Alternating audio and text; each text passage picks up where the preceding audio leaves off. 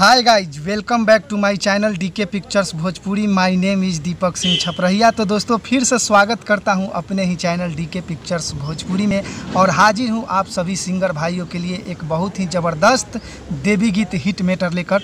तो आइए दोस्तों हम गाने को करते हैं स्टार्ट। और इस गाने को अगर आप लेना चाहते हैं तो हमसे संपर्क कीजिएगा। हमारा नंबर है 6203 40 80 47। तो आइए वीडियो को करते हैं स्टार्ट। हरली है माई सुनी सारा दुख दाई के, हरली है माई सुनी सारा दुख दाई के, आ दर्शन कर चली सैया थावे वाली माई के, दर्शन कर चली सैया थावे वाली माई के।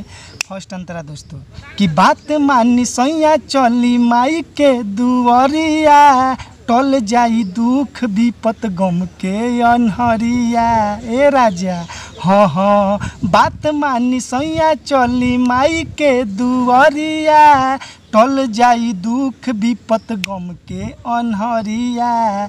बहुत निराला बाटे दाया महामाई के, बहुत निराला बाटे दाया महामाई के, आ दर्शन कर चली सैया थावे वाली माई के, दर्शन कर चली सैया थावे वाली माई के। आइए दोस्तों सेकेंड अंतरा। हाँ हाँ सुनी है पुकार मैया भरी है अचरिया, लागी न कबो सुनी बुरा के नजरिया। हाँ हाँ सुनी है पुकार मैया भरी है अचरिया, लागी न राजा कबो बुरा नजरिया। झूमी उठी मन पूरा गम के भुलाई के, आ दर्शन कर चली सैया थावे वाली माई के, दर्शन कर चली सैया थावे वाली माई के। लास्ट अंतरा कि गावल जाई पिया दीपक माई के भजनिया, जाई बदल जिंदगी उनके सरनिया। हाँ हाँ गावल जाई पिया दीपक माई के भजनिया, जाई बदल जिंदगी उनके सरनिया।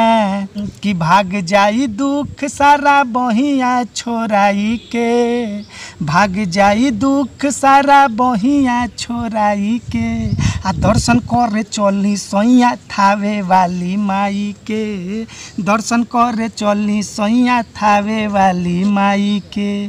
तो दोस्तों ये गाना अच्छा लगा होगा, इस गाने को लेना चाहते हैं तो संपर्क कीजिए। हमारा नंबर है 6203 40 80 47 और डिस्क्रिप्शन में इससे भी ज़बरदस्त हिट मेटर पूरे 1 से लेकर 28 तक का लिंक दिया हुआ होगा। जय माता दी मित्रों।